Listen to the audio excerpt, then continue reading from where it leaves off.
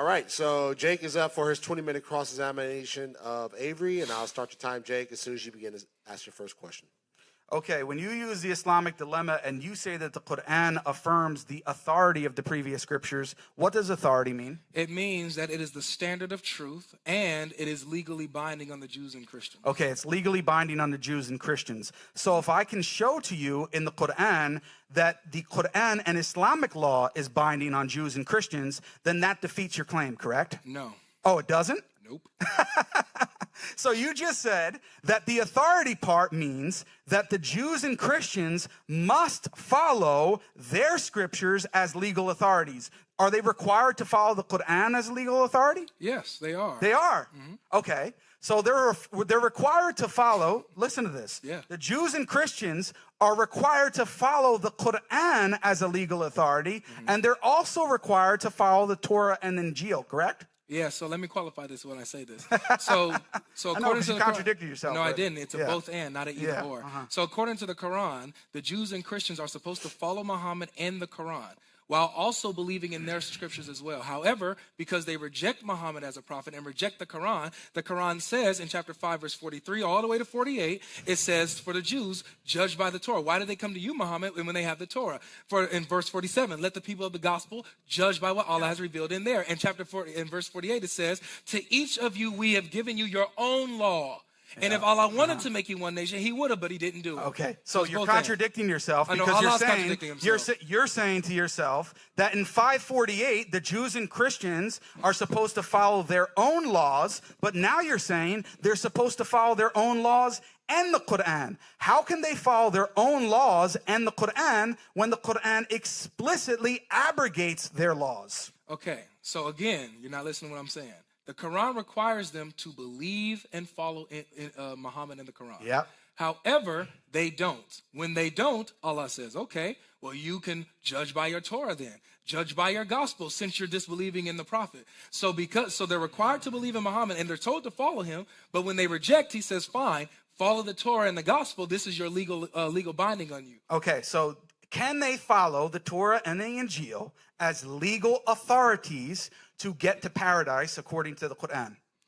According to chapter 2, yes. According to chapter 2. Yeah. So on the one hand, you're saying that the Quran is requiring the Jews and Christians to follow the Quran as a legal authority, but they don't actually have to. That's contradictory. No, you asked, do they have to make it into paradise? So what I'm saying is that if even when they're following their own laws, following the gospel and the Torah, they also still have to believe in the Quran and Muhammad as a revelation, even if they're not bound by the laws of the Quran. Do they have to follow his laws? So they are told to follow the. Why are they required to follow his laws? For what? I already told you this. For what? Why are they required to follow his laws? I'll say it again. Because he was a prophet. He's the messenger that God sent to them, and that's confirming what they have. So he tells them, follow him. What he forbids, abide by that. What he doesn't forbid, abide by that. When they don't, Allah still gives them a caveat. Okay, judge by the Torah then. That's why he says, when they tried to come to Muhammad for judgment, he said, why do they come to you for judgment when they have the Torah in which Allah's judgment is in? He's giving them a caveat when they reject the Quran. Okay, so when they reject the Quran and don't follow Islamic law, are they going to be held accountable for that? If by rejecting the Quran, yes. So what they have to do is, even if not following it. Let me finish. Not following. Let me finish. Even if they're not bound by the legal laws of the Quran, you just said they were. You're not listening. You're not even listening to what I'm saying. You just said they were. You're not listening. You're contradicting yourself. Okay, so can you explain how I contradicted myself? You keep saying that the Quran says that the Jews and Christians actually have to follow the Quran as a legal authority, but when they don't, then they're supposed to follow their Torah and Injil. And I asked you, why is it the case that they are supposed to follow the Quran for Islamic rulings and legal rulings to begin with? Why are they being asked to do that? You said, well, because they're supposed to follow the prophet and his laws. Why? You're not answering the question. I did answer the question. I'll say it again. Listen slowly. Muhammad was sent as a prophet confirming what they have. So, because he's a fulfillment of what they have, they are to believe in him, support him, and follow him.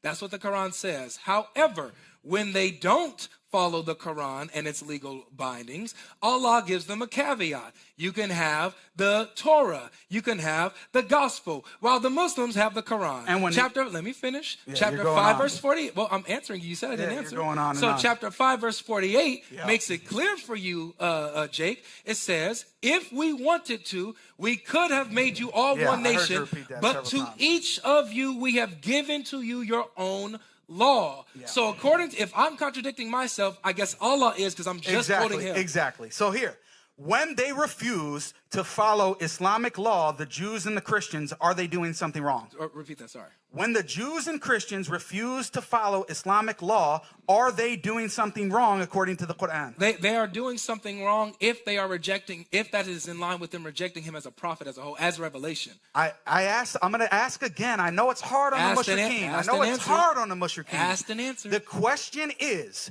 are they doing something wrong when they refuse to follow the Quran for Islamic rulings, Islamic laws? I'll answer it again. You didn't answer. Go ahead. Try again. I guess I'll repeat Try it. again. I know it's hard on you. Go ahead. I know. Go ahead. Maybe let me not repeat it 3 times. We know Allah says don't say 3. Go ahead. So according to the Quran, it says that they are to follow Muhammad because they're supposed to recognize him from their scriptures. If they don't recognize him as a prophet from God and therefore do not follow the legal bindings, then they are doing something wrong. However, if they choose to obey their own scriptures and still believe that Muhammad is a prophet from God and the Quran is a revelation, that is not wrong. They're okay. Okay, so they're okay if they follow the Quran for Islamic rulings, but they're not allowed to reject the Quran's rulings, correct? As a revelation from God. Okay, so they can believe it's revelation, but say, we don't want to follow revelation. We stick to our Okay, scriptures. so in Quran 285, when it says that the Jews, in that case, they believe in part of the book, and disbelieve part of the book. Was that in regards to them choosing to follow part of the book and not follow another part of the book? Yeah, so according to them, it was binding on them the Torah. So it's like this. When Jesus Were they following part of the book? Hold on. Were they only following part of the book? Can I answer your first Yeah, one? try to answer. All right, answer. You Go ahead. interrupted me. You Go get ahead. nervous. Okay, thank you. Such a gentleman. So when you're saying when it says that they are disobeying a law and then accepting another law, they're believing in part of the book and rejecting other parts of the book, right? Following one law while rejecting another law. That both are binding on them. Now, just because something is abrogated, let's say, doesn't mean that, because it's abrogated, because a new law has come and, let's say, superseded the previous one, it doesn't mean that they don't believe in the one that was superseded. They believe in that past law. It's just no longer binding. That doesn't mean that they're believing in part of Scripture and following it now. Is in the context, is belief have anything to do with them following? Yeah. Okay, so good. So they're not context, supposed to. So in the concept of Quran 285, when you say they're believing in, Jake is believing in a part of the book and disbelieving in part of the book. Yeah. In that context, it's about following. Now you, Mr. Avery, are advocating that Christians and Jews are allowed to follow parts of the Quran, but also not follow parts of the Quran. So how is 285 not applying to you? Because you're misconstruing the two contexts. Yeah, you're laughing. I know it's hard on you, bro. It's tough. It's tough. This is why you have to interrupt me when I answer. This is why you got to interrupt me when I answer. Oh, you started talking about me. I started talking and you interrupted Go ahead. me. Go ahead. It's all good. You know, this doesn't work. I know. It works. So according to 285, it's about them and what is binding on them. Do you get that? It's what's binding on them. So they can't pick and choose in the Torah what they choose to follow and what they choose to reject. They can't do that. When you go to another context that you're equivocating on, it doesn't work the same way because it's not talking about what's binding on them. According to the Quran, what's binding on the Jews is the Torah. What's binding on the Christians is the gospel. Is the Quran binding on them? Let me finish. Is the Quran binding on them? Allow me to finish, please. Go ahead. I appreciate it. You're taking long. I appreciate. Go ahead. Well, you asked me a question, man. Yeah, I gotta you're teach taking it. long. You're taking long. It takes long to teach. This is my time. It does take long to teach. This is my time. Well, okay, I'm sorry. Just give me like 45 more seconds. Go ahead. Okay, Come on. I appreciate it. So, with this being said, when you're talking about believing in part of the scripture and rejecting the rest, you're not talking about what's legally binding on a Christian as what is true. Like they're saying this is true, this is false, this is true, this is false. That's wrong to do in their scriptures. They can't do that with the Quran. They have to believe all the Quran is true, even though not all of the Quran is binding on them legally. Okay, so now we're going back. You're flip-flopping once again. I'm waiting on an argument for the Islamic dilemma. You're flip-flopping once again. Is the entire Quran legally binding upon Jews and Christians? I'll answer it again. You just flip-flopped. You just said no. I'll answer it again. The Jews and Christians are initially called to follow Muhammad and the Quran. When they don't, they are called to still follow and abide by the laws in their scriptures. However, like the verse you put up, they have to pay the jizya. This is why they are given this, but not, for example, the polytheist. The polytheist is convert or die. Christians are convert or pay the jizya and keep your scriptures. Right. And if they pay the jizya, is that acceptable, okay, in terms of them following the Quran in order to make it to paradise? Sure. It is? Where do you get that from? Okay, according to the Quran, it says, those who believe among the Jews and Christians have nothing to fear. They're going to go to paradise. So even though if they're following their scriptures correctly, and they're following it, I mean, they're not believing in it partially, rejecting it partially. They're believing in their scriptures, and they don't reject Muhammad, partially. And they don't reject Muhammad as a prophet, and the Quran as a revelation. They're good to go. Okay. That's chapter 2. So when the Quran says, and you just said that they have to accept Muhammad as a prophet. Yeah. Okay.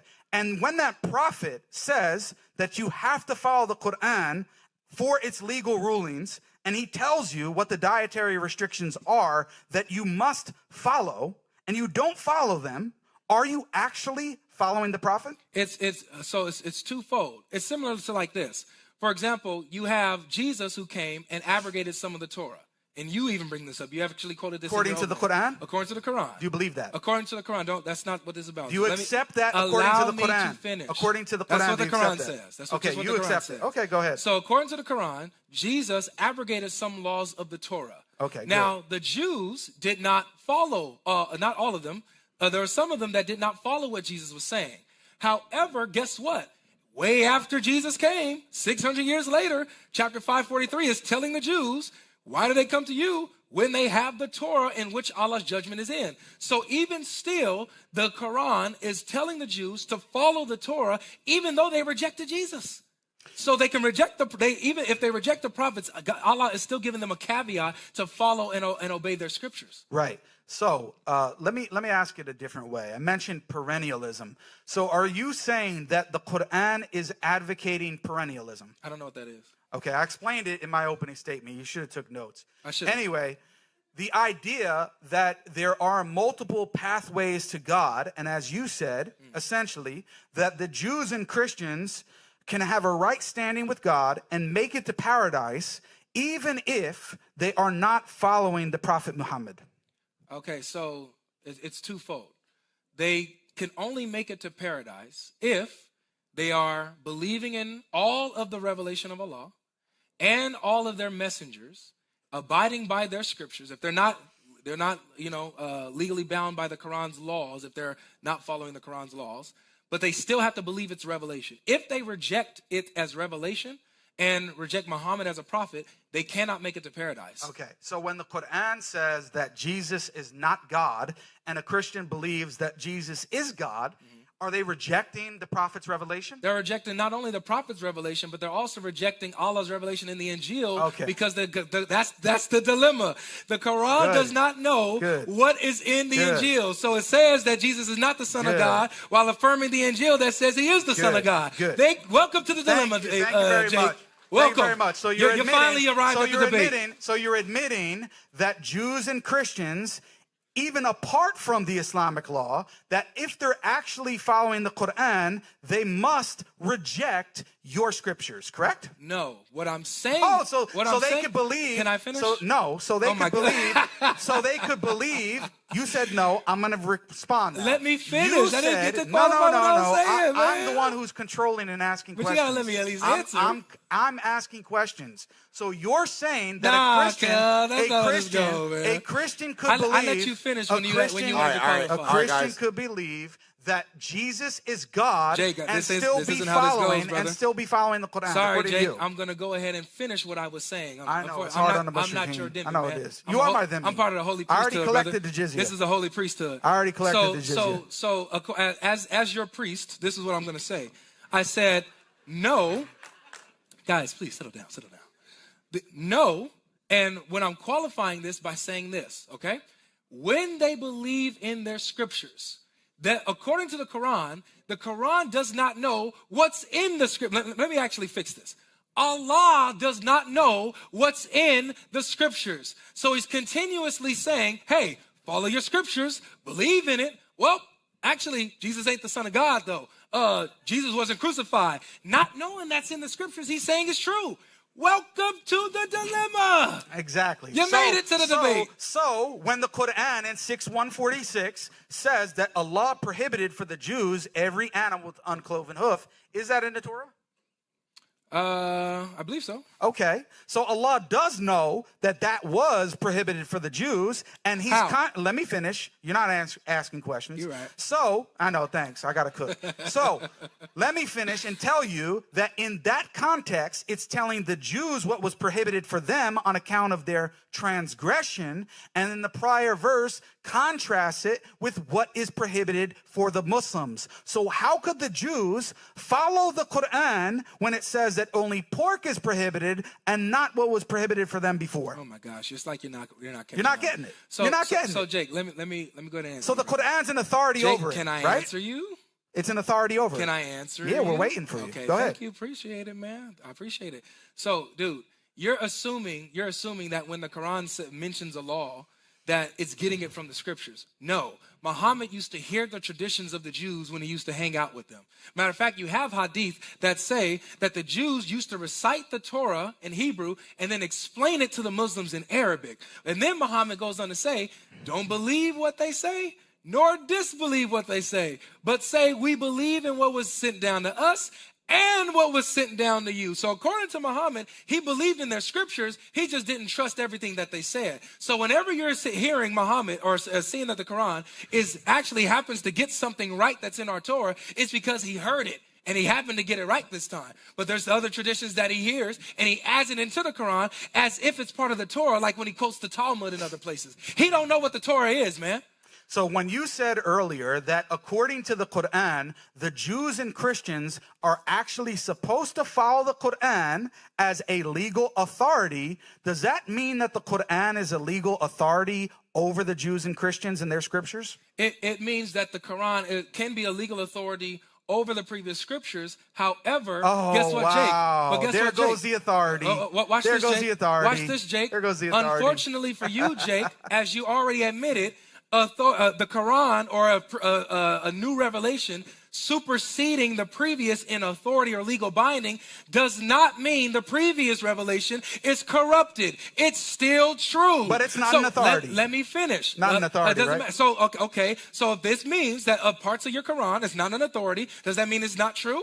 No. Again, that's what you said. again, listen to the argument. You gotta let me land. You asked me a question. You just asked me a question. It was rhetorical, and I answered it myself. Okay, so finish. Thank you. You asked me a question. I appreciate it. So, just because, if we even grant that the Quran supersedes the scriptures in legal binding authority, it doesn't supersede the scriptures in the standard of truth, in that sense of the authority. Okay, good. Which is why I said, when we say authority, let me finish, bro. You got him. When we say that the Quran affirms the authority of the previous scriptures, I specifically said, meaning that the previous scriptures are the standard of truth. Okay, good. And they're legally binding on the Jews and Christians. Okay, address that. So it's only partly authoritative. It's not fully legally authoritative. The Quran is fully legally authoritative over the previous scriptures, correct? In some senses. Now, In some sense. However, So that's part of the not. book Let me and accepting part of let the me book? finish. Wow. Okay, so I guess again, you're showing out how silly you are.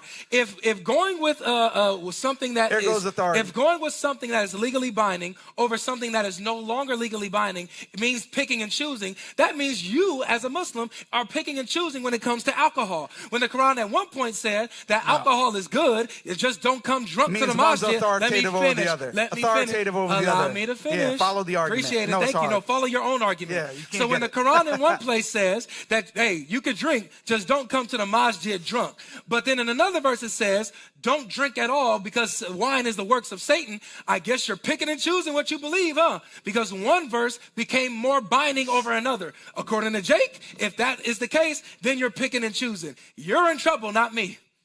All right. Time's up, right? That's time right there. That's time. Thank you guys for a fantastic cross-ex.